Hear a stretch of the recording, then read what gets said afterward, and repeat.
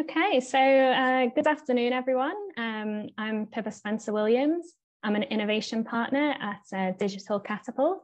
Welcome to our first quantum webinar. I'm going to be your host this afternoon as we explore how quantum computing can be used to help solve some of your business challenges. I'd like to remind you that this session is being recorded and will be available on our YouTube channel sort of after this session for you to watch afterwards. If you have any questions throughout the session, you'll notice there's a Q&A box. Please drop these in. There will be allocated time at the end for us and the panelists and speakers to answer your questions. So please pop them in as we go and we'll cover them off at the end. The webinar is brought to you by Digital Catapult. So I just wanted to start by sharing a little bit about who we are for those of you who aren't familiar. So Digital Catapult is the UK authority on advanced digital technology. Our mission is to accelerate industry adoption of emerging digital technologies and help drive growth within the UK economy. We create new opportunities through collaboration and innovation. So we do this through a number of different ways: delivering specialized acceleration and innovation programs, designing tailor-made programs that are aligned to industry challenges and themes, building testbeds and facilities, that could be 5G labs, immersive labs, right across the country, running pilots and proof of concepts, and testing new business models. We also facilitate research and development projects, inform policy recommendations, and lead research on emerging technical trends. Our position in the market is unique as we work right across the ecosystem, right from government and public sector, through startups and scale-ups, corporate and industries, through to investors, academia, and of course the wider Catapult network. We break down barriers, de-risk innovation, and responsibly shape the products, services, and experiences of the future. And we do this across three strategic themes: virtualization and cyber physical systems, digital and resilient supply chains, and open and interoperable digital infrastructure. And we work across 5 different technology strands: future networks, so 5G and IoT, immersive technologies, artificial intelligence and machine learning, distributed ledger technologies and distributed solutions, and of course, quantum technologies. So let's launch into the agenda for today's session. So we're going to start with a colleague of mine, Daniel Goldsmith, who's going to do an introduction to quantum computing. We'll then be joined by our first guest speaker, Dr. Nicole Holzman from Riverlane, who will share a case study on quantum chemistry. We'll then be joined by Chris Kazmarek from Orca Computing, who will share a case study on machine learning. And then we'll be joined by Erwin Owen, who will share a case study on optimization. I will then invite Nicole, Chris, and Erwin to the stage for a panel discussion.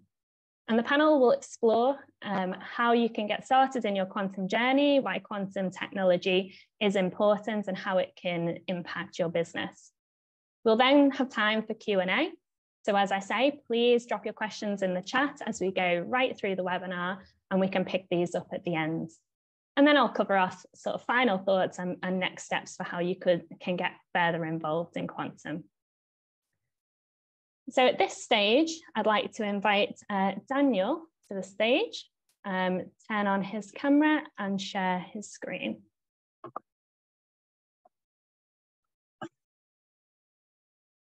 Okay, Daniel, you need to go into presenter mode. We can see that, you're good to go. Okay. Thank you very much, Pippa. Thanks for the introduction. So I'm Daniel Goldsmith. I'm a quantum computing technologist at Digital Catapult. And it's a pleasure to be here this afternoon to talk about quantum computing.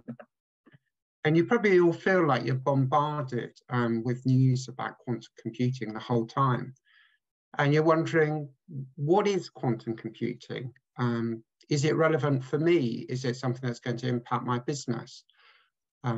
And we can answer all those questions today, but before we do that, I would just like to give a very quick crash course on quantum mechanics without any mathematics.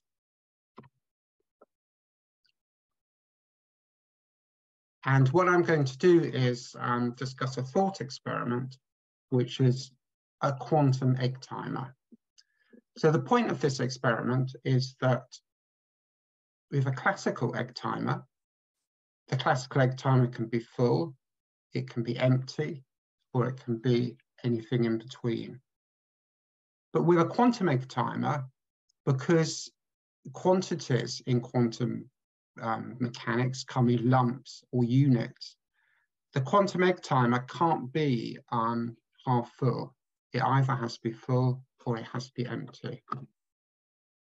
And so when we start, the timer's full, just like the classical timer. And when we finish, the timer is empty, just like the classical timer. But halfway through, the quantum egg timer knows it's quantum. It knows that it can't be half full and half empty. And so it ends up in a superposition state where half the time you observe the timer as full and the other half you observe the timer as empty. And a qubit is just like a quantum egg timer, and it has similar states. So a qubit, which might be an atom where one of the electrons is an energy in an excited energy state, starts off in the excited state. And then maybe we blast it with radiation of a very predetermined frequency and duration. And the qubit moves into the superposition state. It's literally in two states at the same time. And then we blast it again and we can move the qubit to ground state. And you're probably thinking, well, that's quite interesting, but what's that actually got to do with computing? Well, in a classical computer, the computer that you're looking at, or maybe like your iPhone, the bits are only ever in two states. They're either 1, excited, or 0 for ground. But like the quantum egg timer, a qubit can also be in a superposition of states. You can literally be in two states at the same time. And this allows us for certain computations to do parallel processing. And when we do that over many qubits in superposition, for certain algorithms, this can give a quantum computer huge benefits over a classical computer. But you have to bear in mind that quantum computers are inherently probabilistic. So you potentially need to make the measurements a good number of times. So let's give an example of something we call the circuit model. And in this diagram, we have two qubits. And the qubits start off, they're initialized in the ground state, just like the quantum egg timer. And time advances during the computation from left to right. So the first thing that happens is a quantum single qubit gate is applied to the qubit. And this gate is actually a Hadamard, and that sounds like quite a posh term. But in fact, we've seen the Hadamard gate already. It's simply a rotation, which we get by blasting the qubit with radiation for a certain amount of time, that moves the qubit into a superposition state. And then we move on through the computation and we have a quantum 2-qubit gate. And this is something new because here the state of the bottom qubit depends on the state of the top qubit. And that allows us to entangle the two qubits. And the computation moves on, and at the end, we make a measurement. And the idea of the quantum algorithm is that we set everything up so that when we make our measurements, we get useful information. And this circuit model actually allows me to identify 3 challenges that we have with quantum computing at the moment.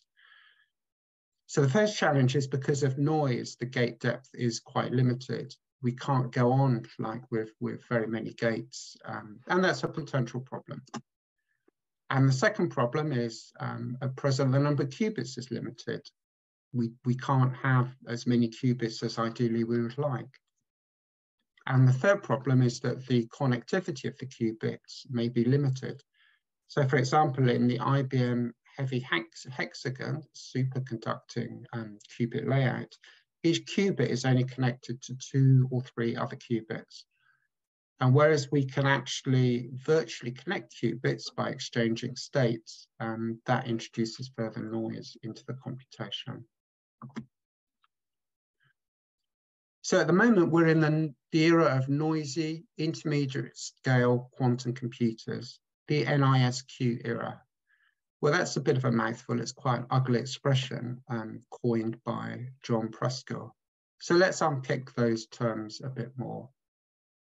So we've already spoken about noise. Noise means that errors can destroy the results of the computation.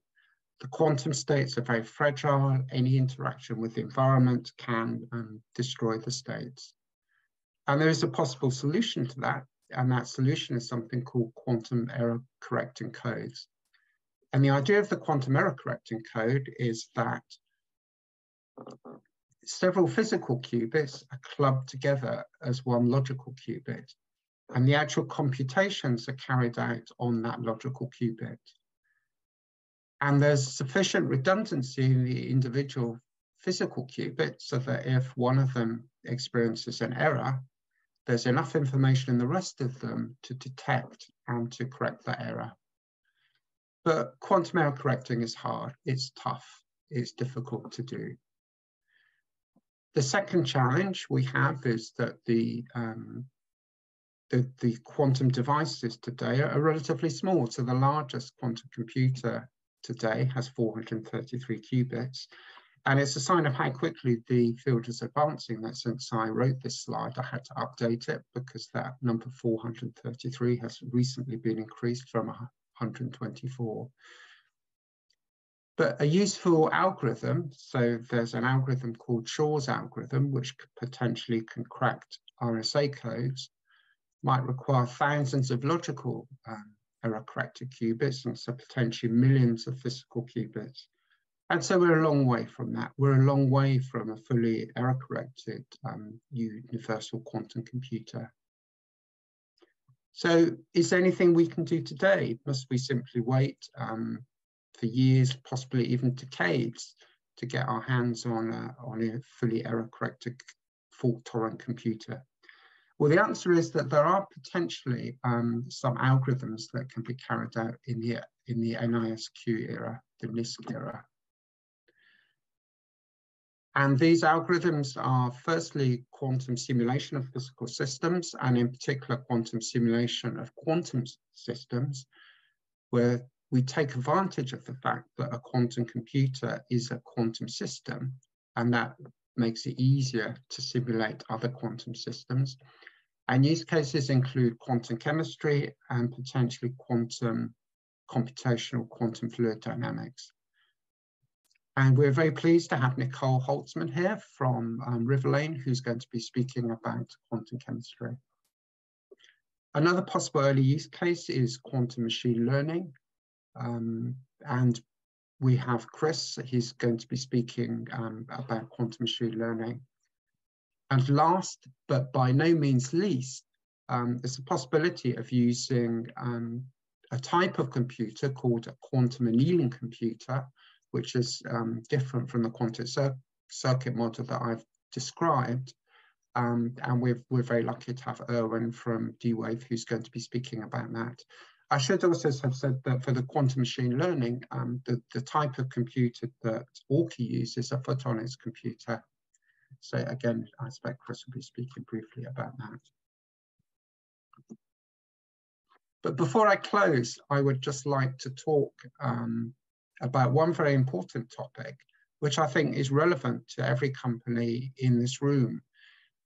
And possibly there's one thing that I'd like you to take away from my session is this topic because of its importance.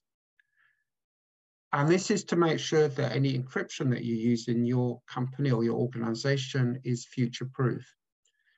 because as we've said, Shor's quantum algorithm, which is an algorithm to factorize very large numbers, can potentially crack RSA code, which is a very widely used encryption scheme. And other encryption schemes are also relevant to being cracked. And okay, I said that the fault-tolerant computers to run these algorithms might be years or decades away, but every business needs to be aware of a store now, break later attack, where malignant actors, malicious actors, store certain confidential information that they can't decrypt now, save it, and then break it in 10 years' time when they have a quantum computer. And potentially, I'm sure that you can all think of information in your business that will still have some commercial value 10, 20, or even 30 years in the future. So what I would say is that you need to be aware of the encryption that you are using at the moment, and you need to have a plan to transition to what's called post-quantum cryptography schemes that aren't susceptible to being cracked by a quantum computer. So thank you very much for your attention. I'm now going to hand back to Pippa. Thank you very much. Thanks, Daniel. That was really interesting. If you could stop sharing, fantastic. I'd now like to invite our first guest speaker to the stage. So Nicole, if you'd like to share your video and your presentation. Yes, let me just see if that works. Yes, that's up and running. Perfect. Okay, good. Yeah, thank you, Pippa. Thank you very much for the introduction and thank you for having me. I'm Nicole. I'm a manager at Riverlane in the quantum science function, and I today want to talk about chemical applications on quantum computers and about the quest for discovering quantum benefit and what that actually means for industry, businesses, and industry users. And I will say first a little bit about Riverlane. Oh, and the next slide does work. Yes, it does work. Who we are and what we do. And Riverlane is a quantum computing software company. So we make software for quantum computers, and our mission is to make quantum computing useful sooner, because we will need certain types of software to actually run useful calculations on these hardware machines. And the two product columns that Riverlane stands on is here in the first row that you can see here is the control system, delta flow control, because these qubits, they need to be controlled. There are many different architectures, and our control system is one product that is for hardware companies to do that. And then our OS, which is exactly what Daniel has mentioned. These qubits are, although the development is towards longer lifetimes of qubits, because they are so delicate, they will always be error prone. And we will need to have a very efficient error correction to actually run a calculation. And our operating system is dealing with that. So I personally work in applications in what we call the Discover team. And when I say that Riverlane wants to make quantum computing useful sooner, we want to make quantum computing useful, and we deal with what we will run on these machines, because we actually do not really know yet what we will run once we have these machines. And I will deal with applications and these other areas that I will talk to you about, and especially quantum benefit. So to understand what we can actually use a quantum computer for, we need to understand just very roughly how a quantum computer works. And Daniel has given us a good introduction. So really, instead of having the representation as a bit with the 0 and 1 in the classical case, we have a superposition that we are looking at. So really between the two states and all states in between. And that means that the operations that we can do are fundamentally different from the operations that we can do on a classical computer. In this case here, in the second row, I have chosen an example that is actually the same operation, but just to illustrate how different these functions are that we're using. So in the classical computer, we use these so-called Boolean functions, but in the quantum computer, we use matrix multiplications. And that means that these gates on a gate-based quantum computer really can do very different operations. And we need to take that into account when we want to do a calculation or a computation on a quantum computer, because we need to leverage this quantumness, this superposition of these qubits to solve a problem. So it's very important to understand that the quantum computer is not just a quicker classical computer, but there will be certain problems that run better on a quantum computer, and we need to look into quantum algorithms to solve them. So why is everyone talking about chemistry now when we talk about quantum computers? And why is like chemistry one of these very early use cases? Well, if we have the qubit that represents a state, and we have the kinds of problems that we're looking at, they're similar to these traveling salesperson problems, where actually on a classical computer, I would have to compute a lot of distances for a traveling salesperson to find the best route for them to travel a certain distance and visit different cities. But on a quantum computer, I could potentially represent that as one state, and then on an array of qubits, and then would not have to run all of these single calculations, so I would have an exponential speed up in that calculation. In chemistry works similar. So because when we look at molecules, molecules are held together by electrons. So basically electrons are the glue that hold our world together. And these electrons are quantum systems themselves. So they behave very similar to qubits. And in layman's or layperson's terms, I always like to say, well, why chemistry on a quantum computer? Because I calculate a quantum system on a quantum system. And we have algorithms for that. And one of the algorithms is here shown here, quantum phase estimation. It's an algorithm with which I can do very highly accurate chemical calculations. And I can achieve this exponential speed up. And this is what we then call quantum advantage. And we will reach quantum advantage once the hardware is matured enough, and we are quite certain of that. But one of the things that is not so evident is how to achieve quantum benefit. And what I mean with that is that we need to find the areas and the computations and calculations where industry and the industrial pipeline can actually have a benefit from using these kind of calculations in their workflows. And the problem with quantum chemistry is now that many of the problems, for example, if you look into the drug design pipeline, are not the kind of problems that these highly accurate calculations, where I know now I can have the advantage, are necessarily used. So we need to use these highly accurate calculations for so-called strongly correlated systems. And they are in industry some areas where this is important, for example, battery research and so on, materials, but not so much, for example, in drug design. But it's a bit of a chicken and egg problem, because we never really looked into these kind of drugs, for example, because we did not have the tools to really compute them. And then there are other problems, like, for example, the system size of the system that I can calculate. So one of the things that we like to say about quantum computing, yes, we can scale that up. Now we will not hit that limit that we reach with a quantum computer, because we will reach with a classical computer, where we will reach a moment where we can actually really not do a computation anymore. But still, this dream of we can then run simulations of a whole protein in its environment, or maybe even a cell, where we can find out how a drug works, that will not be possible probably. And another problem is that in many of the processes in industry that we have, quantum chemistry is actually not really used. There are other methods that are used, and it's not very obvious how the quantum computer can have an impact. So, and just to show you one example, and this can really be any kind of workflow in industry, any kind of computational and experimental workflow. I've just chosen drug design because it is something that I'm familiar with, where you have an experimental and computationally supported workflow that takes many, many years and costs a lot of money. And then we try to find out how to use quantum computing in here. And what you need to do is you need to look at algorithms that are known or that can be in future developed that have a certain speed up. And here I've shown two of them have an exponential speed up and one a quadratic speed up. That can actually, and you need to find out where these can be employed in these processes. For this, you need to understand how classically these processes work to understand how they can be transferred to a quantum algorithm.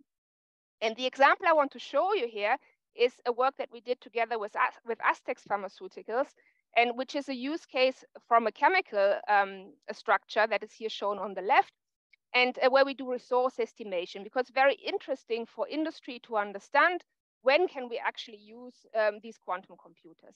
And for that, we developed an embedding method. Embedding method are something that in chemistry is well known already classically, but we look into this, of course, from these need to be adapted, these methods, for the quantum computer. So we did that work to actually look that we can put a part of the molecule on the quantum computer that is the part of interest, and the rest can then run on a classical computer.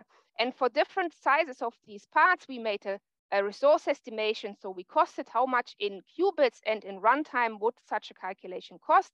And we did that for two different flavors of this quantum phase estimation algorithm. One was used to be the state of the art until not too long ago, which is called trotterization, and another one that is now the state of the art, which is sparse qubitization. And we can see that already with these new developments in algorithms, we can reduce the time for let's say about 40 or 50 electrons that we take into account, from 1,000 years to a few hours or days. And that is still too long, but this shows how these methods develop and what we need to do in research to actually reach at some point a point where we can employ these methods in industrial processes. So in the last slide, and this is not an exhaustive list, I just want to very quickly show you like areas that, for example, we are interested in, but other companies are interested in, to collaborate with industrial partners. So applications go from chemistry, physics, linear algebra, and there are many other problems that you can look at, but these are that I showed you that at the moment we are looking at, because we think we have a better speed up in the algorithms, and that can be married to different algorithms like the quantum phase estimation, or what we're also looking into is a quantum singular value transformation. So how is this interesting to industry partners? Well, we are able to, for example, tell you how long such calculations would cost, or what resources they would need. And we also run calculations on hardware, normally meaningful calculations where we can learn something, for example, about the hardware and the noise that these different hardware types produce, and how we can mitigate or correct for this noise. And of course, we are looking for the quantum benefit in all kinds of areas. And with that, I would like to end, and thank you very much for your attention. Thank you, Nicole. That was great to bring sort of quantum chemistry to life through a case study. So thank you so much for sharing that. I'd now like to invite our second guest speaker, Chris. Chris, hi, good to see you. If you could share your screen. Sure. Yeah, is it working? We've got you, yeah.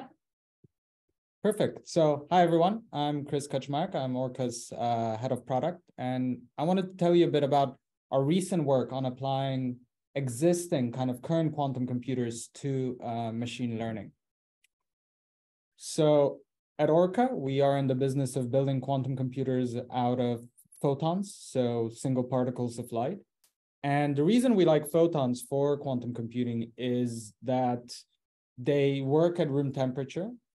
You can operate very fast on photons, and more generally, photons can kind of contain a lot of information. That's why, for those reasons, for both of those reasons, room temperature operation and the kind of information density, they're kind of the backbone of modern telecommunications.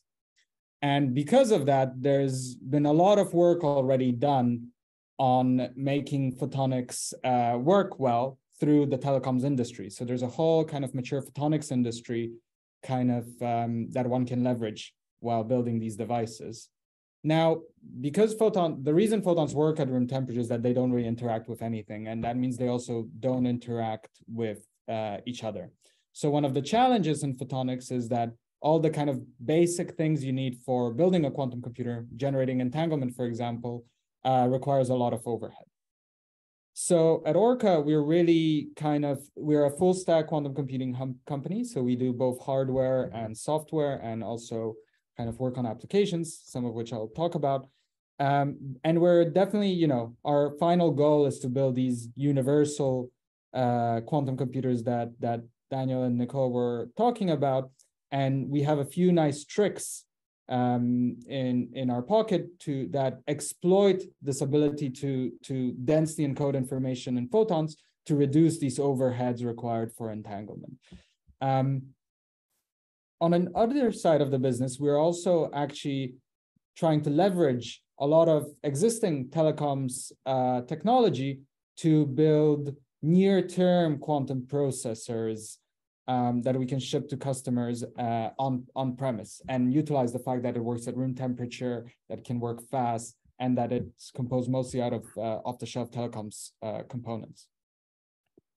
And the reason we can do that in photonics is kind of offer these type of near-term processors is because photonics really offers a kind of simple route towards near-term quantum advantage through this computational paradigm called boson sampling. So this was this idea that came out a few years ago and has already been extensively demonstrated, where if you send these single photons into a kind of optical network and measure where they end up at the output of that network, that is actually very difficult to classically simulate. It's mathematically related to a matrix permanent, but all you have to know is that already with just a very simple system, you don't even have to have full control over these photons. You literally send them into an optical network and measure them.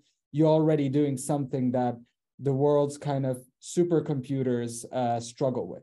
So that's very exciting, because you now have a simple device to build that can potentially offer the promise of quantum advantage. And there has been demonstrations over the last few years of this idea of quantum supremacy. So really a quantum device doing something much quicker than the world's fastest supercomputer.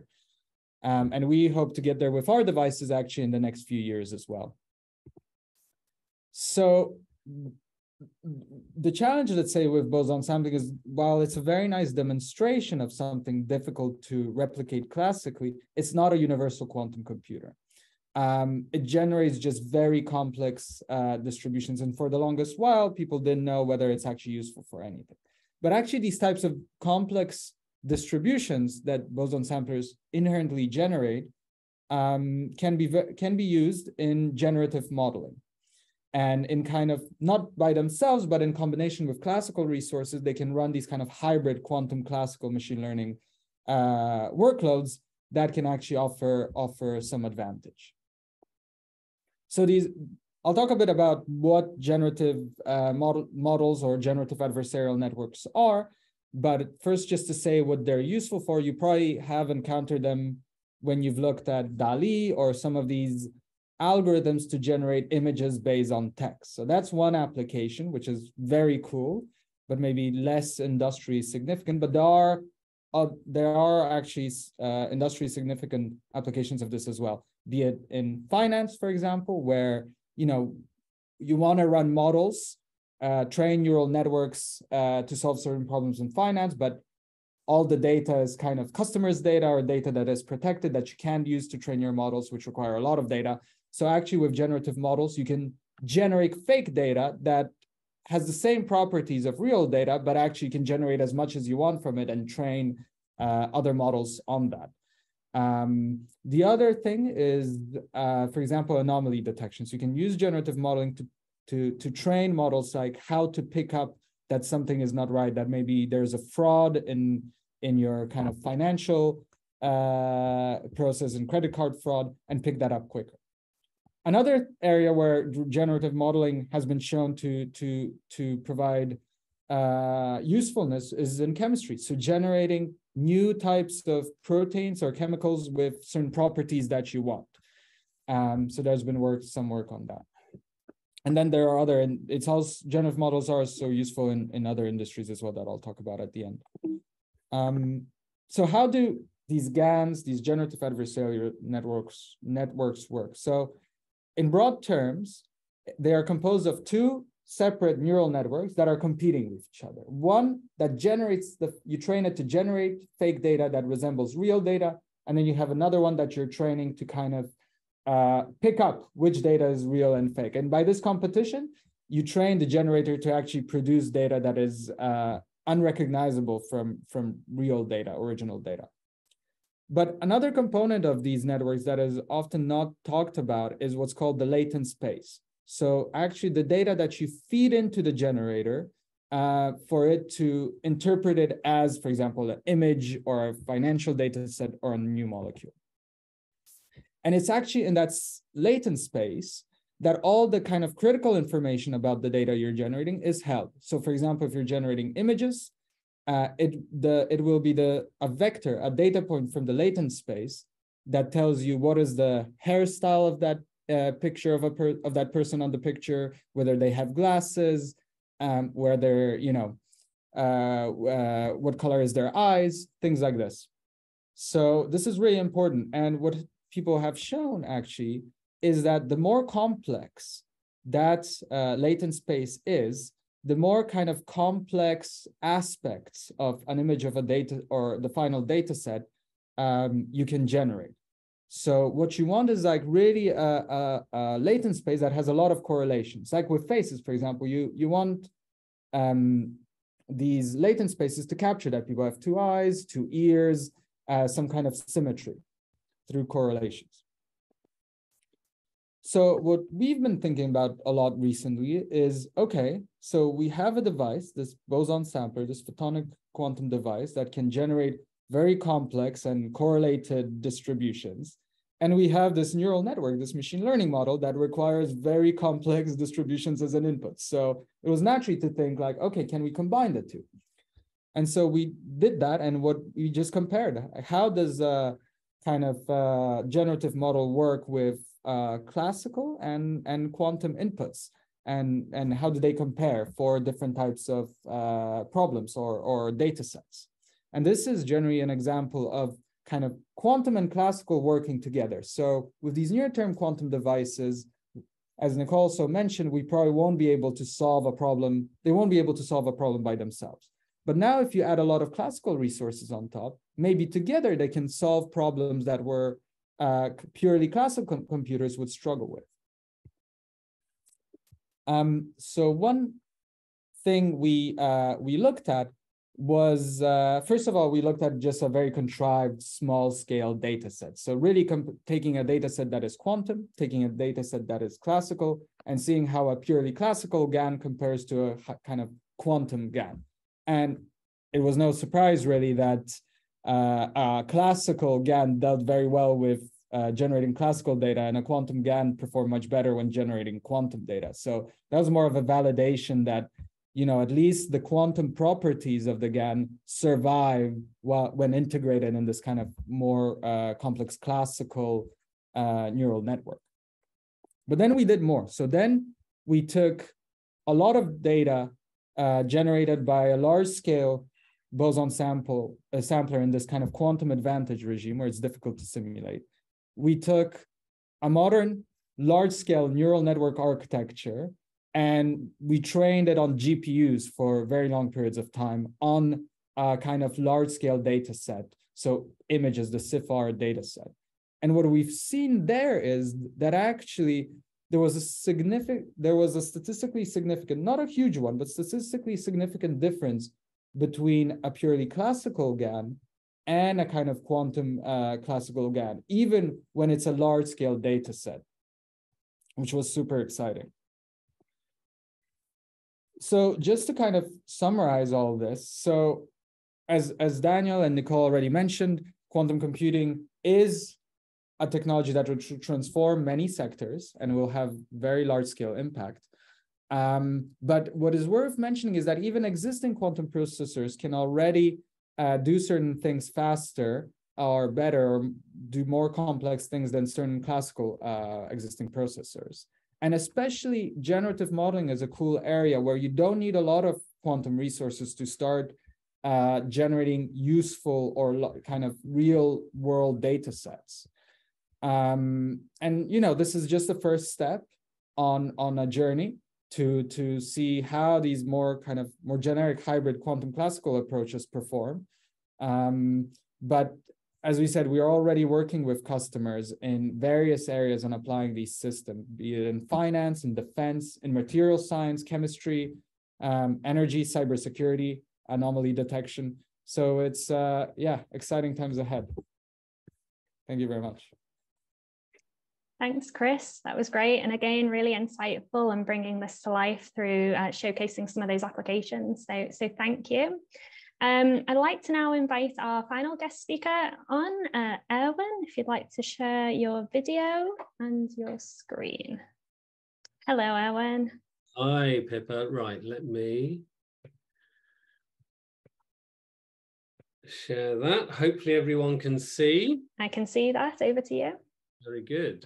So thank you very much, Pippa. My name is Iwan Owen, and I am part of the D-Wave European team based in London. It's an honor to be here sharing a virtual stage with such a group of illustrious speakers. I'm going to take a slightly different approach in my presentation, as that is, there are going to be very, very few technical notations or words or whatever, partly because I'm supremely unqualified to talk about those kinds of things. However, what I do want to talk about is a number of use cases in the optimization space where D-Wave is bringing quantum computing to the world right now. And so I start with our title slide and our tagline of practical quantum computing. And that is because we are very, very focused on unlocking the power of quantum computing to benefit businesses and society right now. So we don't talk about 2 years' time or 7 years' time or 10 years' time. We talk about what quantum computing in the D-Wave world can do right now. And just as a quick bit of background, D-Wave, we're the sort of the old kids on the block. We've been around since 1999. We started off as a spin out from the University of British Columbia in Vancouver in Canada. And so we are now 23 years old. And in that time, and Daniel touched on this very briefly in his intro, we have focused primarily on a quantum computing approach called quantum annealing, which is significantly different from quantum gates and gate model approaches to quantum computing. Having said that, we are also now the only quantum computing company that is pursuing both annealing and gate. The reason we started with annealing is because through our long scientific R&D processes at the beginning, following our formation, we realized that it was the best way to create a computing machine that used quantum physics effects, i.e. qubits, on a large scale and to solve large scale problems.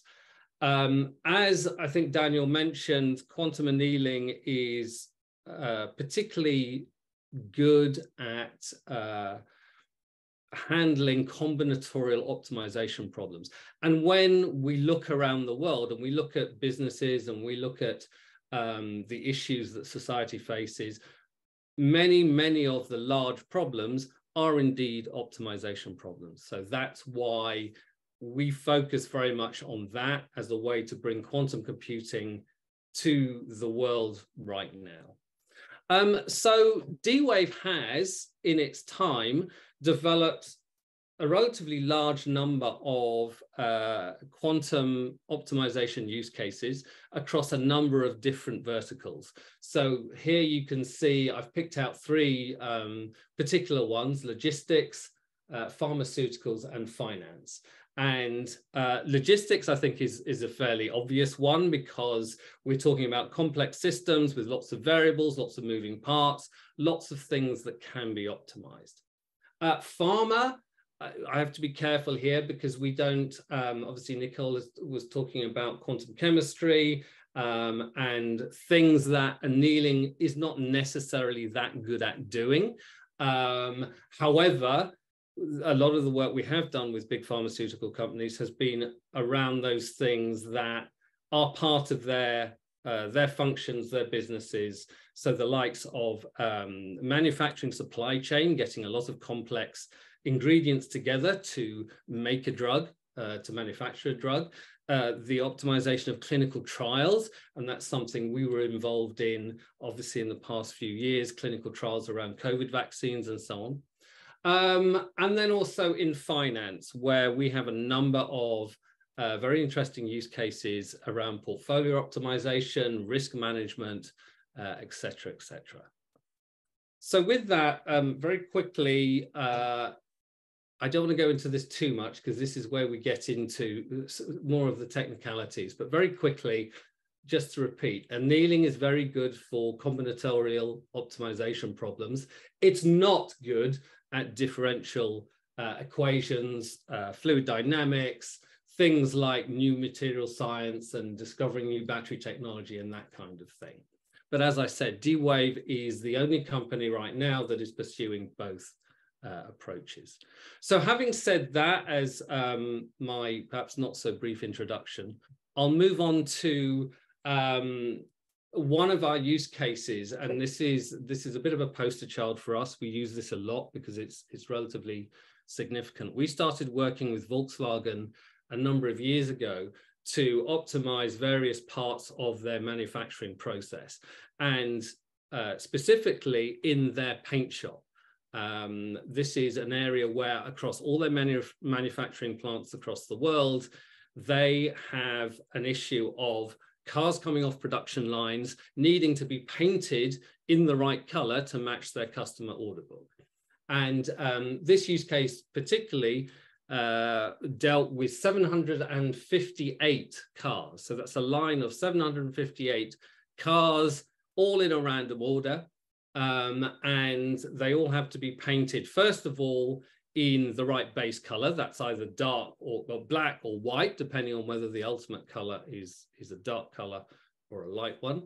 And then they had to be painted in their final color, the top coat, again, according to the customer order book. The way they were doing this before, for 758 cars, they had to switch paint colors 288 times. Now, it's probably fairly obvious that every time you switch the paint color, it takes time, it takes people, and it wastes paint because all the lines have to be cleaned and then the whole system refilled. So they took this 758 car lineup and using D-Wave, using a quantum hybrid solution with D-Wave, they were able to reduce the number of color changes from 288 to 57. So they went from an average of 2.6 cars per switch to 13.3. And that fundamentally saved them 80% or gave them an 80% reduction in waste. Another one, very quickly, is Save On Foods. Save On Foods is a very large grocery chain in Canada. They employ about 20,000 people and have about 200 different locations. Again, a very complex environment where there are many moving parts. There are many variables. There are people, there are goods, there are delivery trucks, there are all sorts of variables. And they had a process that was fundamentally classical, that they had to go through as often as they could to optimize their operations. And that process took them 25 hours. So it was something they could only run, once or twice a week. We worked with them in very quick time, actually. We started work with them on optimizing a whole load of their systems. And within 2 months, we had a solution for them that took their 25-hour process down to a mere 2 minutes.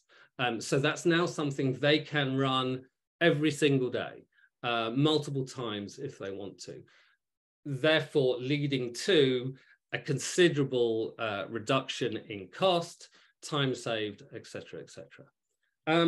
I realize I had a whole roster of these examples to show you, and I'm now at the end of my time, but very quickly. You can go a couple of minutes over, Alan. Couple of minutes, okay. Yeah. So another key one that we've made a big noise about recently, working with a partner called Savantex. This was the optimization of the Port of Los Angeles, which is one of the largest, it is the largest shipping container port in North America, and they deal with approximately 10 million 20-foot shipping containers every single year.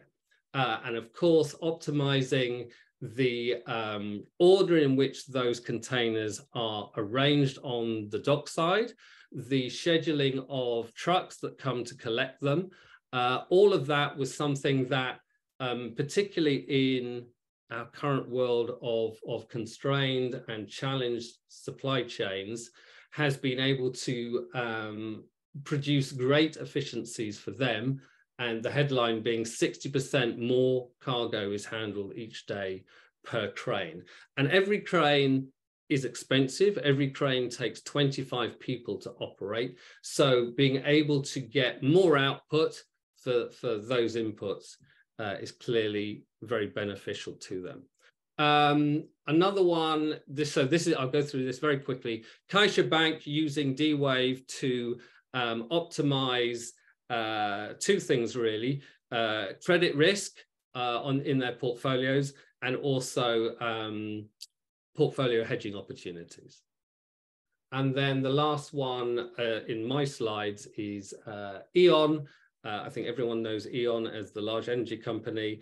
They are working with us to optimize the way they organize the supply of renewable energy from many different sources. So going away from one or two supplies from gas or coal or oil or whatever, to a world where electricity is coming from solar farms, from wind farms, potentially even from people's solar panels on their roofs and their home batteries and so on. And this was a calculation, I'd love to go into more detail, but there's not time, but we were able to show a 600 times faster result with D-Wave rather than using classical. And so those are a few examples of the kinds of things that quantum computing is able to do right now. And I think Nicole used the term quantum benefit, and that's something we are very much subscribed to. We call it commercial advantage. We steer very far away from the ideas of quantum advantage or supremacy, because they tend to create academic debates that aren't potentially useful if what you're trying to do is figure out, how does quantum computing help me right now? So Pippa, apologies for going slightly over. Thanks, Sarah. I'll end on, I was going to end on one last slide, but I've gone. Yeah, if you just stop sharing your screen. Thanks, Sarah. That's great, thank you. And that was great to see those sort of tangible end user case studies there. So really great. At this time, I'd like to invite Chris and Nicole to share their cameras again, and we'll launch into the panel discussion. So I'd like to remind the attendees today, please feel free to drop any questions into the Q&A box that you have. And we have some time allocated at the end to go through them. So please, as you think of them, pop them in and we'll cover them off. So I'd like to start probably directing a question to Erwin. So we've obviously heard about a lot of case studies today and use cases of quantum computing. Which quantum computing use case do you think will be deployed first, Erwin? So, well, obviously, I think you can tell I'm coming from the angle of optimization, because that is what quantum annealing, which is what D-Wave primarily does right now, is very good at. And there are many problems to be solved, of which I just gave you a few examples. And in terms of coming to usage, some of those are already in production, and some of those are already providing commercial advantage right now. So my response would be, yeah, it's here, basically. And optimization is a good place to start for most businesses. Great, thanks, Erwin. Nicole, I'm interested in your thoughts on that as well. Yes, so I mean, Aaron has already said that his use cases, the optimization is of course very, very strongly connected to the annealer. So my expertise is more on the gate based. So, and these are really to be separated. So when we're talking about the gate-based quantum computers, then it is really that we think that chemistry is a very good use case for that, but it will not be in that area where we say, oh, we will just very quickly use it for the next new drugs. Once the hardware matures more and more, we'll be able to do larger and larger molecules, and we will at some point reach that barrier of where the classical computer can actually not do anything anymore. And the interest there is a bit more academic. So there are a lot of academic groups that work on systems where they actually lack the tools at the moment to do something. And in industry also, like at the boundary where some industries or some companies might have some cases lined up where they say, okay, we can calculate up to here, but these cases that we actually would like to look at, we can't at the moment. And I think if the hardware matures in stepwise, then these will be the cases that first will be looked at. Fantastic. Thanks, Nicole, for that. And Chris, just building on that then, when do you think quantum computers will first be used by businesses to do a computation quicker than a classical computer? So I think everyone gave some good examples for the answer being right now already. But maybe one comment I would make to also double click on something everyone said is the field of quantum computing is still very much dominated by academics. And I can say this as a recovering academic myself, that when we hear this question, very often we think in abstract terms of when will we have a quantum computer that can solve a problem that the world's best classical computer running the world's best, most efficient algorithm can't solve. And that is, when you talk to actual customers and users, that is not what they're interested in. They are interested in it. I have this problem that I am not able to solve with my current classical methods. Can a quantum computer help me? And as everyone's shown, like we're already at the stage where, yes, it can in many cases. That's really interesting and great to hear, Chris. Thanks. And Erwin, have you got anything to add to that? So I'm going to start by so agreeing with what Chris just said. Yeah, and it's I think you could probably see from the slides and where I talked about things.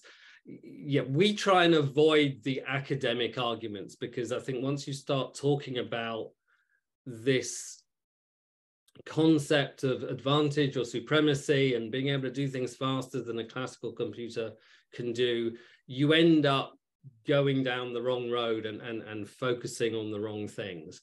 That I'm sure it is inevitable there will come a time when a quantum computer can do something recognizably much faster than a classical computer. And of course, you know, there are many news reports about whether it's quantum supremacy in China or from Google or whatever, and those will keep hitting the headlines.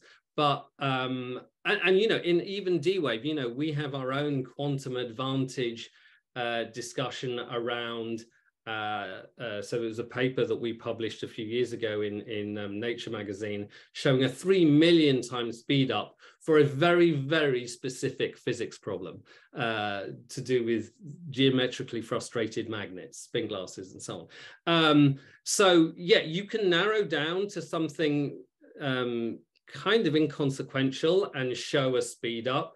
But as Chris said, in reality, you know, it's asking the wrong question and it's focusing on the wrong things. But yeah, I agree with what Chris said. Fantastic. That's really insightful, Erwin. And I'm just going to sort of skip ahead, Nicole, to obviously some people think quantum technology feels a way off. We're hearing that it's perhaps not that far off. Have you got any thoughts on why people should be interested now, why organizations should engage now with this? Well, there's there's still a lot to do. And it is very important for, of course, companies and businesses to understand basically where we are and what we can do. And from our point of view, it is that we really need to explore the field more. And what we find interesting and why to get into the field is that there's a lot that we do not know what we can do on these machines, and that we need to find out. And that is where actually the industry can help shaping that. They can come with the problems, and then tailored to these problems, we can find these solutions or try to find these solutions. And that is a very important factor, because basically in the end, if I find a solution for one type of industry and not for the other, that that might not be satisfactory then. So yeah, help shaping the field and help inducing that research that we need to do to really find the whole potential of the quantum computer. Yeah, really interesting, Nicole, in hearing that organizations engaging now can help shape that development of the technology and its applications going forward. So it's really interesting. Chris, do you have any thoughts you'd like to add on that topic? Yeah, I think, in terms of motivations, I think people are usually have the negative motivations. So fear, like protecting yourself against threats, and then the more positive motivations of potential rewards. I think on the threats side, Daniel already mentioned in his presentation the kind of store now, decrypt later strategies.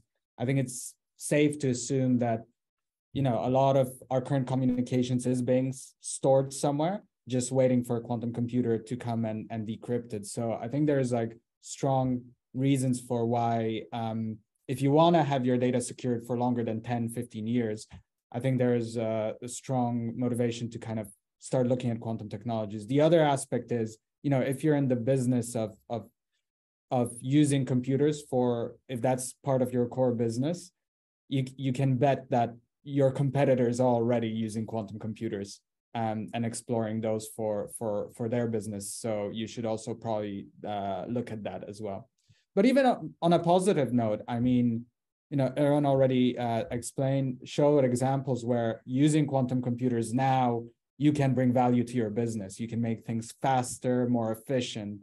So I think it's a good time it's already a good time to just jump in. Yeah, absolutely. Thanks, Chris. Chris, I'm going to stay with you for the next question. Why should we worry about quantum computers cracking codes like RSA, given that most experts agree this won't be for a long time? And perhaps you can also share what RSA is for the audience.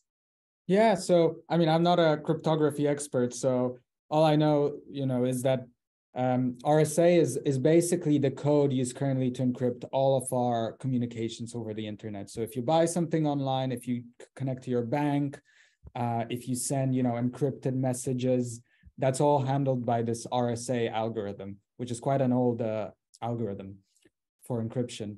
Now, one of the first use cases of ideal quantum computers, the thing that actually probably motivated a lot of people to get into the field, is this discovery of Shor's algorithm. So an algorithm which allows quantum computers to break this encryption, this code very quickly.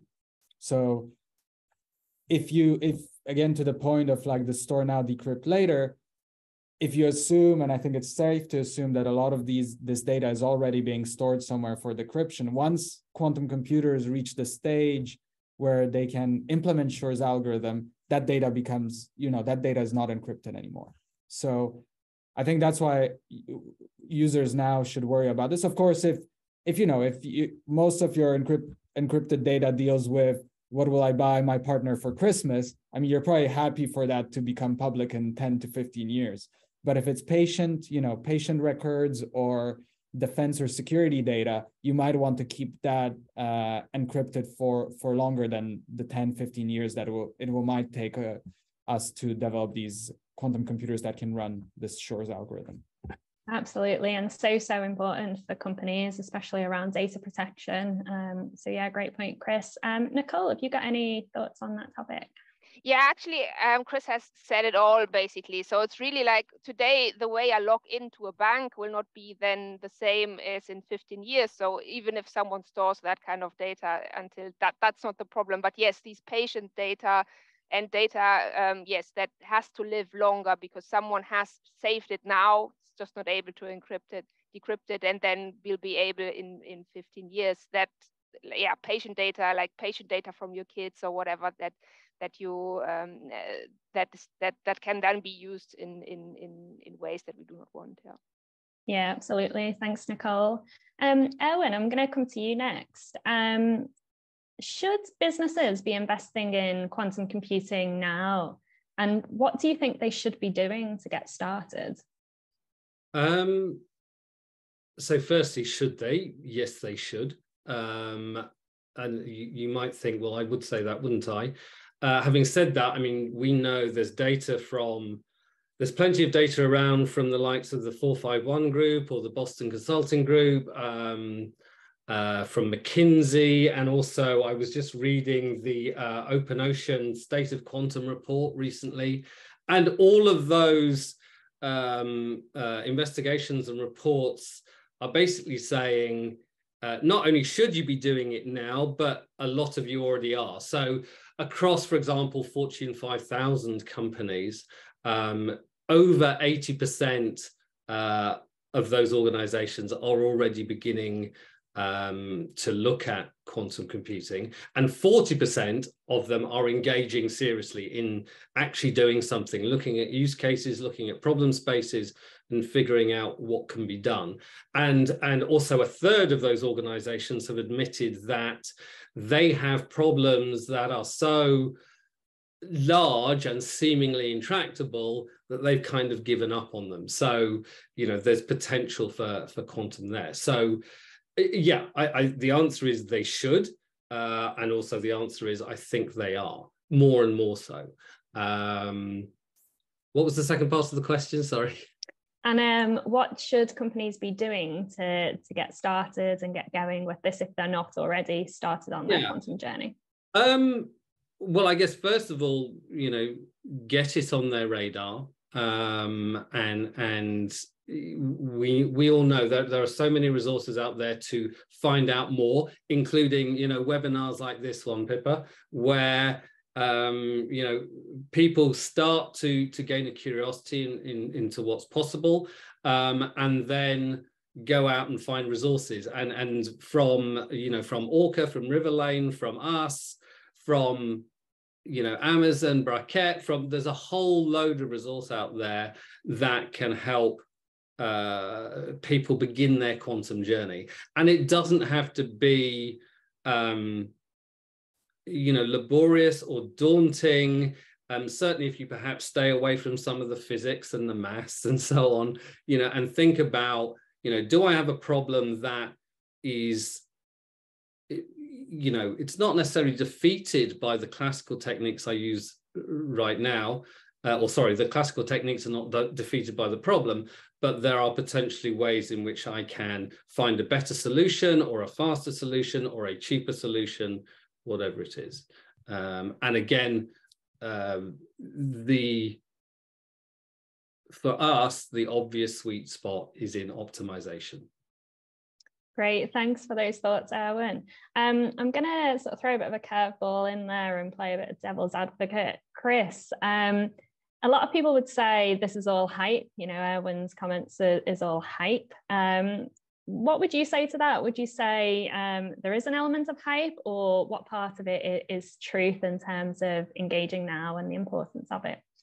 I mean, there is definitely a lot of hype in the field. I think we can all agree that some of the headlines you read are, you know, completely out of touch with reality. But there's also a lot of truth, and you know, that's why it's so important to find the right partners that will tell you the truth and tell you how it is, rather than just, you know, continue just reiterating these headlines.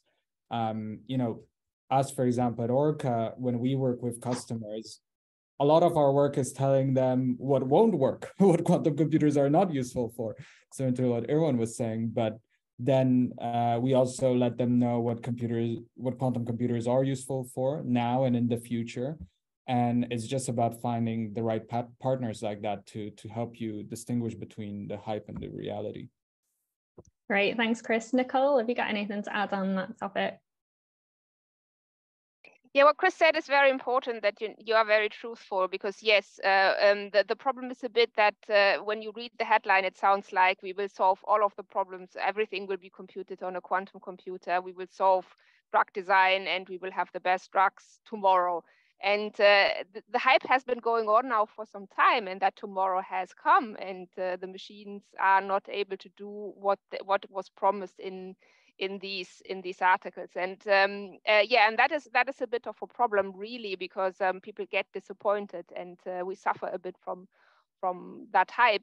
And but yeah, as Chris has said, that doesn't mean that there's nothing in it, that everything will fall down like a cart house. Where there's a lot of good work and a lot of good developments that are happening, and we need to keep working on those, and we need to keep the interest, and we keep the faith. But yes, we need to be very honest to not fall into this trap of over-promising and then not being able to deliver on the dreams that we induce. Absolutely. Thanks, Nicole, for those thoughts. Just following on from that, Erwin, what industry do you think quantum computing will have the biggest impact on?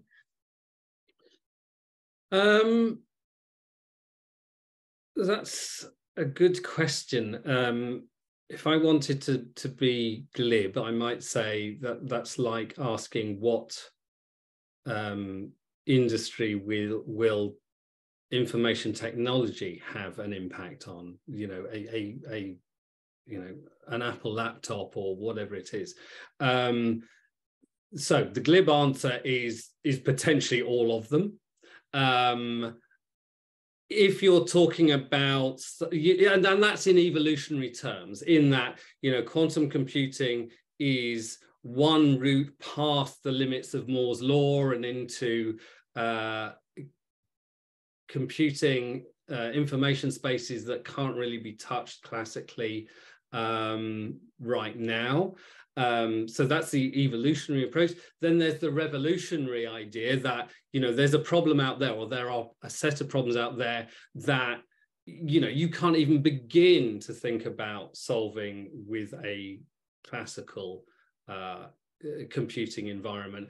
And maybe it's in quantum chemistry, maybe it's in the, using a quantum system a quantum computing system to mimic or simulate a quantum system, like for like. So it's a difficult question. Evolutionary terms, I think it will touch everything that information technology currently touches. Revolutionary terms, I wouldn't really hazard a guess right now.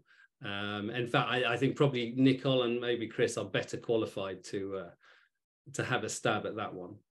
I mean, that's great to hear, though, Erwin. We've got participants on the call from a range of different industries. So fantastic to hear that actually the benefits spread right across the different industries that we've heard mentioned, right from pharmaceuticals through to logistics, manufacturing sectors. So yeah, I mean, Chris, have you got anything to add, or any thoughts you'd like to add to the topic? I mean, I think Erwin said it perfectly. I think eventually all industries will feel the impact of quantum computing. But in terms of these kind of quick wins or revolutionary use cases, it's probably those where, you're trying to simulate or do a computation on a quantum system, as Nicole also explained, right? It's much easier to do something quantum on a quantum system than on a classical one. Great, thanks, Chris. And I'll just allow Nicole any differing thoughts, or do you agree with Erwin and Chris? So two things. So to make it a bit more specific about the quantum system on the quantum system, when we want to look into areas here, then I would say that we need to look into these strongly correlated systems, that these kind of problems where really we have issues in. So if we look in the chemistry space where we speak about a quantum system. And that is in some areas more obvious, like when we see say about which areas of industry. So for example, materials and batteries design have more kinds of these kind of problems, these strongly correlated problems. But that doesn't mean that something like pharma does absolutely not have it. It's just that they did not look at it, and that requires a lot of thinking outside of the box at the moment, because we need to think about systems that we did not consider before. And if we manage to do that, then I think that industry can then also be impacted very, very strongly.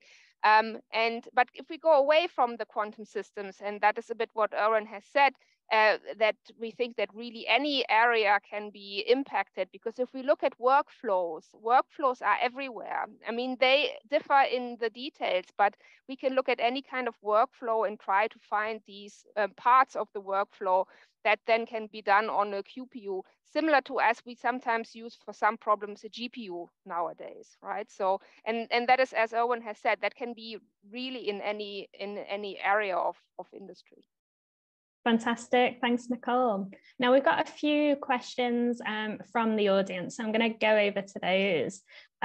So our first one is, does hybrid classical quantum approach erode one of the benefits of quantum computing, for example, speed? If not, why not? Or if yes, how should this be addressed? I don't know who wants to take that. Maybe I'm happy Chris? to. Yeah, happy to answer that one. So not really is the answer. So when you think about that computation, a more complex workload that actually even classically would involve a couple different, let's say, computational modules, which is very common in machine learning, right? Like you might have big workloads that involve a convolutional neural network doing something, then a transformer, then another type of generator doing something. With these complex workloads, if you now replace one of the slowest ones or one that a quantum system can perform better, even if that quantum system speeds up one of these modules, then the whole computation is faster. So of course you can go then into the subtleties of data loading on a quantum system and so on, but even if you the point is, even if you speed up like a tiny bit of a workload, the whole workload gets shorter in time as well. Great, thanks for that answer, Chris.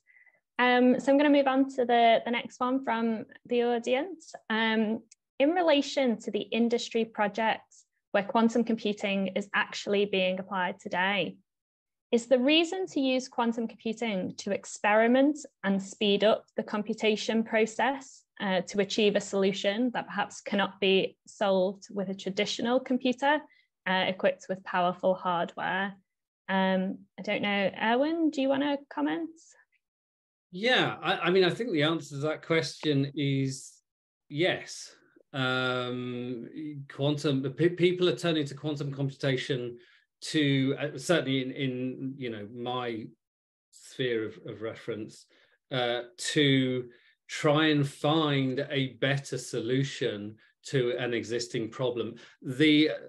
Some of the examples I gave in my set of slides are problems that, at a small scale are relatively easy to solve using a classical computer, and they're very understandable, and you can mathematically represent them, and you can build an algorithm that solves that problem. The problem is, because they are by their very nature sort of exponential problems, once you get past a certain number of variables, whether that's trucks at the port of LA, or whether it's the cars going through the VW paint shop, once you get past about 4 or 5 or 6, it becomes something that a classical computer can still do, but it will just take, exponentially more and more time. So that's where people generally turn to us to say, can you help this problem? Can you help solve this problem at a larger scale within a reasonable amount of time that makes it actually viable for our business? Great, thanks, Erwin, for the answer. I've got a question directed to Chris in the chat. So in terms of your use case of anomaly detection, would this apply to generative data, i.e. would a potential use case for a quantum solution in finance be the ability to detect data that has been generated from a model? Yeah, I think that's one way to do it. That's an interesting idea, actually. But yeah, I guess I can't say more at this point in time, but yeah, that's definitely interesting, and happy to chat more about this offline. Great, thanks, Chris. I've got another question. So is there distributed or cloud technologies based on quantum computers yet? Nicole, I don't know if you want to comment on that one. So probably Owen, who has hardware, knows that a bit better. So there are technologies that are in the cloud, but based on classical, for example, when we talk about resource estimation and so on. There's a lot of access that you can get access to quantum machines. I don't know, Owen, how do you do it for D-Wave actually? Yeah, I mean, quantum compute resources are available in the cloud in many different ways. We, like some others, have a dedicated cloud service to access our quantum machines. I'm just looking at the question and wondering whether that was the intent of the question, whether it was about cloud access to quantum compute time, or whether it was about using quantum computing to solve a problem, an issue around the distribution of cloud technologies. I'm not entirely sure what the question was. But if it is about the availability of quantum computing resource in the cloud, that's, yeah, it's fairly prevalent these days. So feel free, if you're the person who asked that question, to clarify. If we've not answered your question, we can try and answer it more specifically, but thank you for that. The final question I've got in the chat at the moment. So what are some typical minimum cost thresholds for a business to do some quantum now, so to engage in quantum now? We're looking for ballpark cost examples, and also sort of following on from that, what actually drives the costs up and down for specific projects? And do we think it's out of reach for SMEs at the moment? I'm not sure who would like to take that one. I'll open it up. Yeah, Owen, off you go. So I'll go quickly. So the answer is, and again, this is actually, it's not just from a D-Wave perspective. The answer is from zero, as in there are, as I think I described before, you know, there are many, many resources out there to start your quantum journey and certainly educate yourself to a certain level and begin to play. So for example, the Leap cloud service that D-Wave offers for access to our quantum and hybrid solvers, you can sign up to that for free and get a certain amount of time per month to, you know, begin experimenting and playing and understanding. And in that environment, you know, there are many, many examples and open source GitHub repositories and so on, so that you can begin to understand what it means to program a D-Wave quantum computer, but also get a feel for, you know, how would your problem map into that system. Then, of course, from that point, it then goes up from there. If you begin to get serious about it, you really want to educate yourself and perhaps get some sort of collaborative expertise and help to formulate a specific problem and get the absolute most out of the system, then yeah, then you're into a world of sort of expert professional services and so on. And then ultimately, you know, you have something that you want to deploy into production, then it's a case of paying for the compute time you use. And I think we all in the quantum computing space, particularly us, because we are dealing with organizations all day and every day who are using this for real, we know it has to be competitive. We have to, there's no point raising cost barriers to using this technology if it means that no one then uses it. So yeah, it can start at zero and then it goes up from there. Fantastic, thanks, Erwin. Any final comments on that from either Nicole or Chris?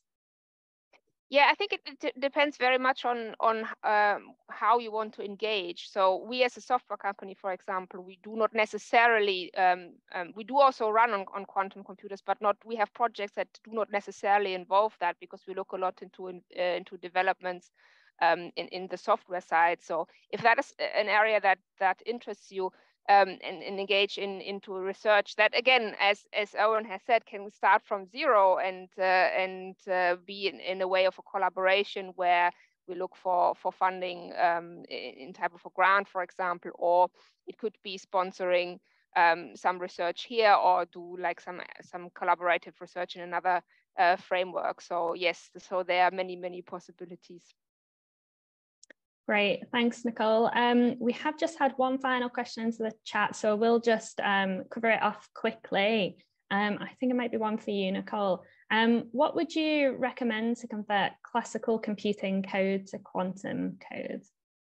So what I would recommend in terms of like methodologically approaching this, in terms of how do I find a piece of classical code that I want to transfer or convert into quantum code, is to really look into your processes to understand, for example, where your bottlenecks are, and then to take these steps apart, right? So we really need to understand where are the problems and what are the areas that are so slow. And I would look in that way, and because there's no point in speeding something up that already is very quick.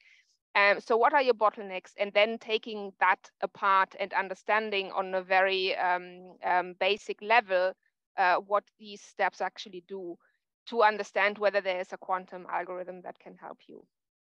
Fantastic, thanks, Nicole. So we're just coming to the end of our time now.